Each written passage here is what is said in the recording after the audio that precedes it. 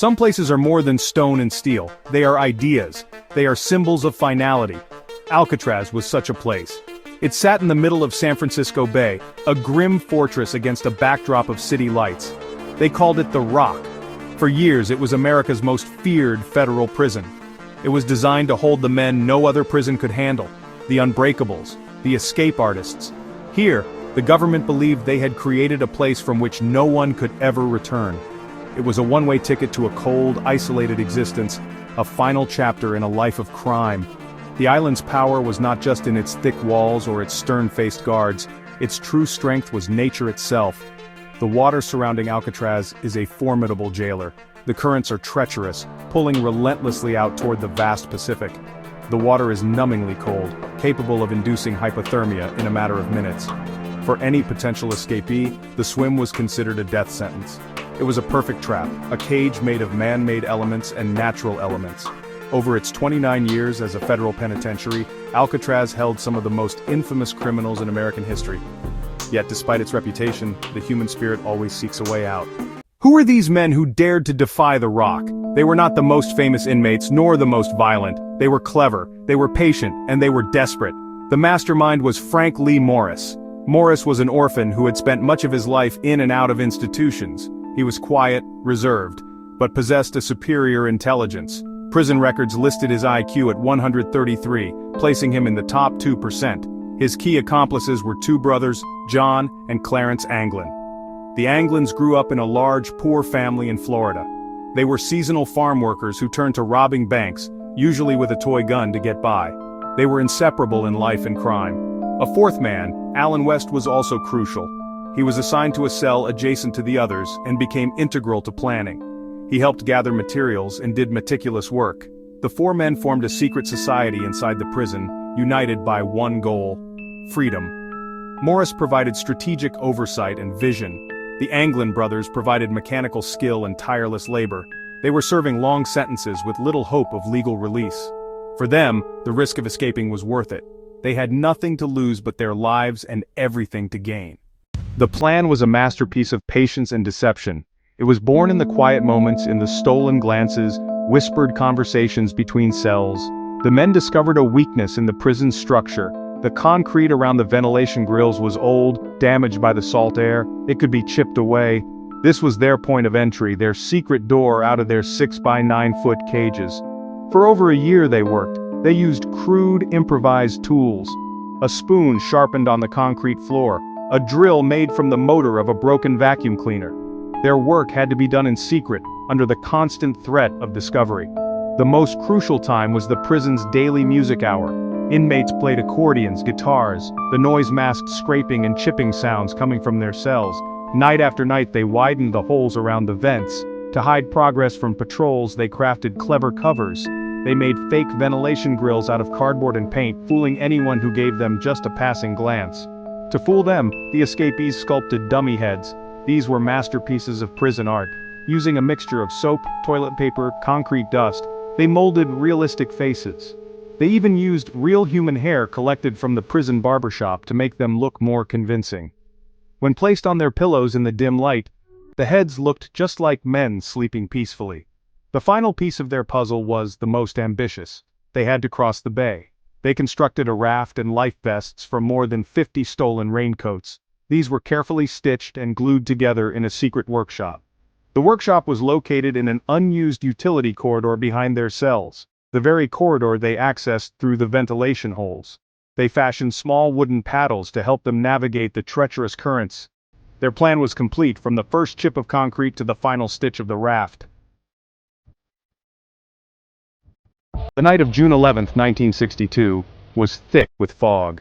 The conditions were as perfect as they could ever hope for. This was the night. After the final head count at 9:30 p.m., they knew they had a window of several hours before the next morning's check. They placed their carefully crafted dummy heads in their bunks, pulling the blankets up to their chins. The illusion was complete. One by one, they slipped through the widened ventilation holes they'd worked on for so long. They slipped into the dark, dusty utility corridor that ran behind the cell block. Inside the corridor, they gathered their gear: life vests, the bundled-up raincoat raft. They climbed a network of pipes reaching the top of the cell block. They moved quietly through the darkness, hearts pounding with fear and exhilaration. They reached a ventilator shaft on the roof. Bent iron bars created an opening just large enough to squeeze through. They emerged onto the prison roof, into the cold, damp night air. For the first time in years, there were no bars between them and the sky. They scurried down a large smokestack pipe to the ground near the showers. At the edge of the island, near the water, they moved along the shoreline. Searchlights swept the island from the guard towers.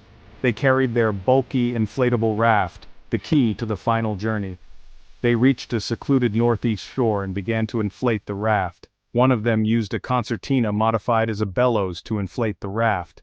As the raft took shape, they looked out at dark water and the distant city lights. They slipped into the water, pushed off into the darkness and fog. They paddled away from the rock, disappearing into the night and into history. The morning of June 12, 1962 began like any other on Alcatraz. The routines of the prison were precise and unchanging. At 7:15 a.m., the wake-up bell clanged through the cell house. The guards began their morning count, walking the long tiers, checking on each inmate. When a guard came to Clarence Anglin's cell, he noticed the inmate had not moved. He shouted at him to get up. There was no response. The guard reached through the bars to shake the man's shoulder. To his horror, the head rolled off the pillow and onto the floor. It was a fake. Panic and confusion erupted in the cell house. The guards quickly checked the adjacent cells of John Anglin and Frank Morris. They found the same grisly scene, empty beds occupied by hauntingly realistic dummy heads.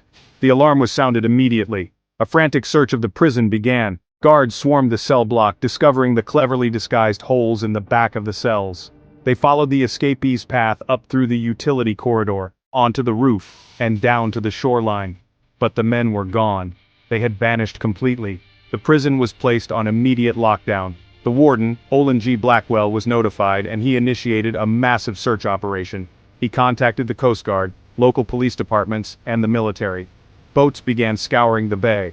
Helicopters joined the search. The FBI was called in to lead the investigation. The initial assumption was simple. The men must have drowned. No one could survive that water. But as the hours turned into days, the confidence of the authorities began to waver. No bodies were recovered from the bay. The search teams found only tantalizing and inconclusive clues. A paddle was found floating near Angel Island. Later, a wallet wrapped in plastic containing names and photos of the Anglin brothers' family and friends was discovered. But of the men themselves, there was no sign. It was as if they had paddled into the fog and simply ceased to exist. What happened to Frank Morris and the Anglin brothers? This question has fueled debate and speculation for over 60 years. The official conclusion held by the FBI and the Bureau of Prisons is that the men drowned. Currents that night were particularly strong and flowing out to sea. The men were swept out into the Pacific Ocean, their bodies lost to the vast expanse of water. The homemade raft and life vests likely weren't enough against powerful tides and the paralyzing cold. It's a logical, clean explanation, but a compelling counter-argument says they survived. The families of the Anglin brothers passionately support this. They believe the men made it to shore, likely at Angel Island, and from there crossed to the mainland. Families reported mysterious communications over the years. The brothers' mother allegedly received unsigned Christmas cards for years after the escape. A childhood friend claimed he met them in Brazil in the 1970s and produced a photograph allegedly showing them on a farm. In 2013, a letter, purportedly from John Anglin, reached the SFPD. The writer said he was 83, had cancer, and that all three had survived that night barely. The letter said Frank Morris died in 2008, Clarence in 2011. The writer offered to turn himself in for a year of jail time in exchange for medical care. The FBI tested the letter for DNA and handwriting, but results were inconclusive. The mystery deepened. Modern science weighed in. A 2014 Dutch study used computer modeling to simulate the bay's currents that night. Their model showed if the men left between 11 p.m. and midnight and paddled north, they had a high chance of landing near the Golden Gate Bridge. Debris would drift toward Angel Island, matching where paddle pieces and raft pieces were found. The analysis suggests survival was plausible. It offers a flicker of scientific hope that they might have made it. Today, Alcatraz is no longer a prison. It is a national park, a tourist attraction visited by more than 1 million people each year. They walk the cold cell blocks, peer into the tiny cells, listen to the stories of its infamous past, but no story captivates them more than the tale of the 1962 escape. It is the grand finale of the tour, the question that hangs in the salt-laced air. Did they make it? The empty cell of Morris is preserved, a permanent monument to audacity. The empty cells of the Anglins are preserved as well. They are a testament to the idea that no system is truly perfect. The escape of June 1962 helped lead to the prison's closure. The incident was a major embarrassment for the Bureau of Prisons. It exposed vulnerabilities and the immense cost of maintaining a high-security facility on an island. Less than a year later, in March 1963, Alcatraz was officially closed. The Great Escape, whether it ended in death or freedom, effectively wrote the final chapter for The Rock. The men who sought to escape its walls ultimately helped to bring them down. The U.S. Marshal Service officially keeps the case open. The warrants for the arrest of Frank Morris, John Anglin, and Clarence Anglin remain active. Each year on their birthdays, the agency releases age-progressed images of what they might look like today, if they are still alive. They are now phantoms on a most wanted list, old men who may or may not exist. The case will not be closed until their 100th birthdays are reached or definitive proof is found. Until then, they are officially fugitives, forever on the run. The story endures because it speaks to something deep within us. It is a tale of ingenuity against impossible odds and of the human desire for freedom. We are drawn to the mystery, the idea that someone could beat the system and get away with it. The fog that so often shrouds Alcatraz seems to hold the secret. Did 3 men find freedom in the icy waters of the bay, or did they find their graves? We may never know for sure. And perhaps that is why the story is so powerful. It is an escape that, in our collective imagination, has never truly ended.